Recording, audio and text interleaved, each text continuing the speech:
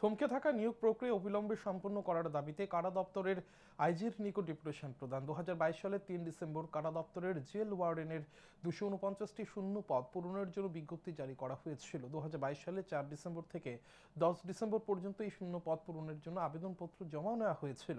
পরবর্তী সময় 2022 সালের 27 ডিসেম্বর থেকে 30 ডিসেম্বর আবেদনকারীদের শারীরিক পরীক্ষা নেওয়া হয়, কিন্তু বিধানসভা নির্বাচনের দিনক্ষণ ঘোষণার কারণে সেই সময় এই নিয়োগ প্রক্রিয়া স্থগিত হয়ে যায়। এদিকে আবেদনকারীরা লিখিত পরীক্ষার জন্য প্রস্তুতি নেয়, কিন্তু নির্বাচন শেষ হয়ে যাওয়ার পরও আর লিখিত পরীক্ষা নেওয়া হয়নি। কোনো এক অজ্ঞাত কারণে এই নিয়োগ প্রক্রিয়া থমকে যায়। তাই চাকরি প্রত্যাশীরা দ্রুত এই নিয়োগ প্রক্রিয়া সম্পন্ন করার জন্য শুক্রবার কারা দপ্তরের আইজির নিকট ডেপুটেশন প্রদান করে।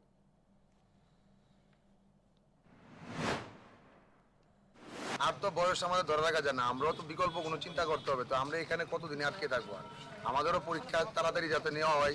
গত 2 মাস আগে ডিএম অফিসে আমাদের কাগজপত্র জমা নেওয়া হলো।